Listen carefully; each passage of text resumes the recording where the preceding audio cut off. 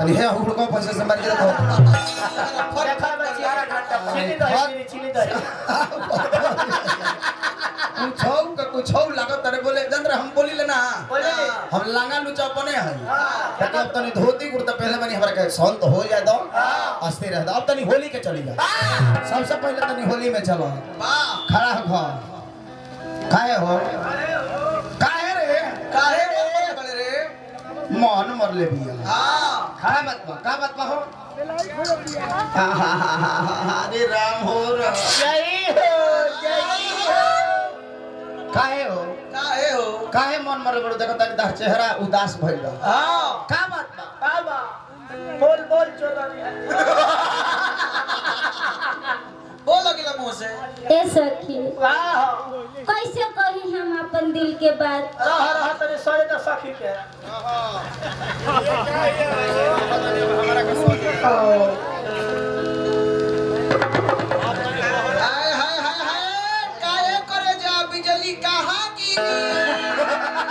तहरा दादा के करेज ए सखी बोला कैसे कही हम अपना दिल के बात अरे तो मुहवे से कहबे ए सखी तहार तो मरत तारा जौरा ही रह तारे ऐसे तू इतना झमकावत तारू हां ई ऐसन सीजन बा जब तक ले मरद लोग ना रहेला हां कोनो सुहागिन के मन उदासे रहेला हेने वो तार मर्दा नहीं के ना बाघर हां अच्छा भर से क्यों दास बिया आ होली नहीं आइले बक्का पारो को आए हाय हां हां देखी होली ही तवा ऐसन हवा हो हां अरे दादा जब हाड़ में छेदे लगेला नु रस रस भीतरी ले ढुकेला एगो काम करो मर्दा के बोला लो तनी फोन नंबर मांग के तोड़ दे बोला लो ए देवर बबुआ काहे भौजी तनी रे भैया के नंबर दी ना आवर जाइए में बानी अच्छा नंबर लिखो के भाई तरह जाई में जाई तब लिखो ठंडा लगा ठंडा अरे त मुंह से बोल के लिखवाओ सटा ए देवर बबुआ बोला मजाक जन करी लिखो तनी बोली ना नंबरवा जल्दी बोली बोली धीरे भइल बोलिया बोली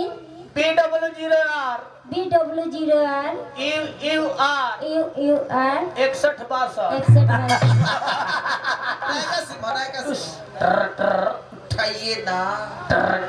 उठाइए ना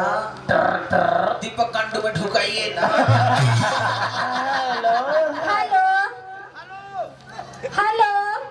राव मोबाइल के बच्चों का हेलो अरे छोटा रुको सा हां बोलो हेलो अरे बोल भाई जी जो क्या बोला था तेरा चिनाते के आवाज क्या बोला था ओहो हम जाला तनी भगवान रल बचिन जा राजा जी बोला था ने ना हम तेरा बाबू को बनिहार होई की ए राजा जी बोलो रार गोर छुके गोर लागत ने हां कुछ छोला आगा छोला पाछा से नहीं परे ये और खत्म बोलो ए राजा जी बोलो ई बताई रोलो जॉब से बाहर गोल बनी आवे के नामे नहीं खिले कैसे आई ए जो एगो सिमसिमा लइका होगा जवन तोरा लगेला वही खोरा कुंको लगेला ए जे बेरा पकाई दे मुंह में पिएला ऐसे हम कहता नहीं बोलो काहे रोलो बाहर रहे के नाम लेता नहीं बोल ए राजा जी बोल रोलो बिना हमारे यहाँ मन उन नहीं खेलागा तो मीठ बोला तुरंत चली आओ तने बोल दी हां डायरेक्ट बोल चल अबनू बोलो आँखों में रखती हूँ काजल के तरह वाह आँखों में रखती हूँ काजल के तरह होठों में रखती हूँ मुस्कान के तरह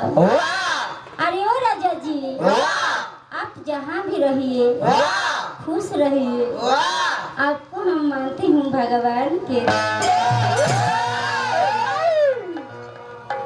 बुझाई लग ना बुझाई ना बुझाई तारा ना बुझाई तू कलाकार रही तो तुम बुझाई तू तो कलहकार हो तू तो कपार चटे वाला हो हां तू पटेल बड़ा हिलो औरतिया कहते के बोलमुआ अरे होलिया में आइले ना साजा दरे दरे दा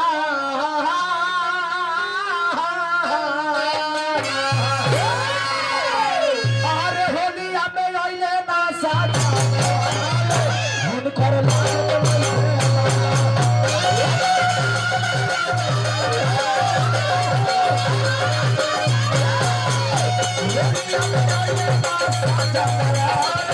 हिन कर